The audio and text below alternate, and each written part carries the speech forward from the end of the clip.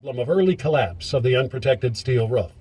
Firefighters think of steel as being non-combustible, which it is, but they fail to realize that it is a thermoplastic metal that changes shape fairly easily when it encounters the heat of a structure fire. This is especially true of the relatively thin pieces of steel that make up the typical bar joist and corrugated metal decks. When exposed to fire, these styles of roofs can fail in as little as 5 minutes. Several sources recommend conducting a strictly exterior operation on bar joist roofs due to this danger. In May 2001, the Fdny modified its tactics to order its members not to cut metal deck roofs due to the dangers they pose. In many towns across America, this would mean giving up every fire in every strip mall they ever went to, a policy with which I don't necessarily agree. I've operated at a number of fires in these non-combustible buildings. I have cut the roofs and operated hose lines beneath them, and I believe that that is the key to success. A coordinated attack involving ventilation and hose streams to cut off the spread of fire. When steel bar joist roofs are exposed to fire, the heated steel tends to sag. This provides a warning of impending failure, something that wood trusses don't provide.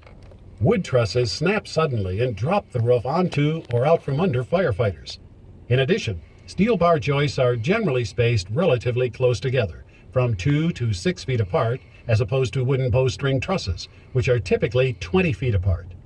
Bar joists come in lengths up to 60 feet, however, and from the roof, you can't tell which direction they run, from front to rear or side to side.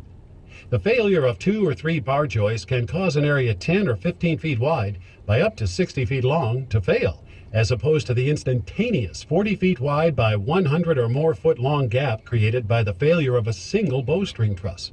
Still, the key factor that allows us to operate within a strip mall with a bar joist roof is that the steel can be protected against failure by applying a hose stream. Firefighters finding heavy fire in a strip mall should begin a coordinated attack from safe positions. A 2.5-inch hand line should begin the fire attack on the store. The 2.5-inch line offers 70 to 80 feet of reach, allowing you to cool steel that is well ahead of your location. Use the reach and impact of the straight stream to blow through the ceilings and cool the caulk loft. If the flow of the hand line isn't enough, use a pre-connected deck gun. In the meantime, stretch hand lines, generally 1 3/4 inch, into the exposed stores on either side, and begin sweeping the caulk loft overhead. The objective is to prevent the weakening of the bar joist by heat. Therefore, you must cool the steel. To allow these members to remain in the exposed stores, these areas must be ventilated, but this is a difficult task, since the only ventilation likely to be readily available is the removal of show windows at the front. The rear and sides of taxpayers are typically well sealed. That means roof ventilation may be required.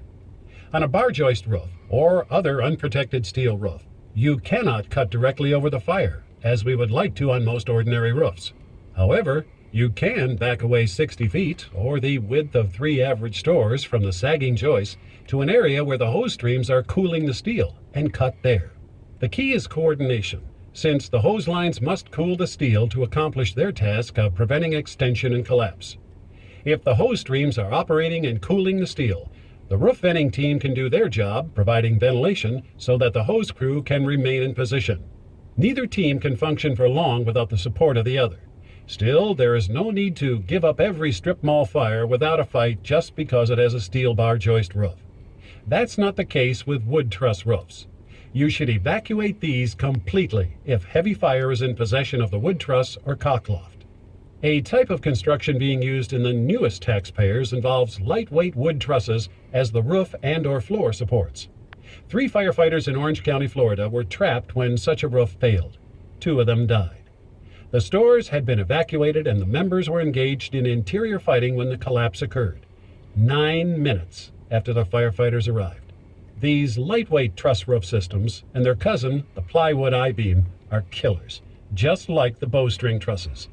The tactics developed and used in older type taxpayers cannot be used in these buildings. The only suitable tactic involves complete evacuation and the use of a master stream from outside at ground level to blast away the ceiling and extinguish the fire simultaneously.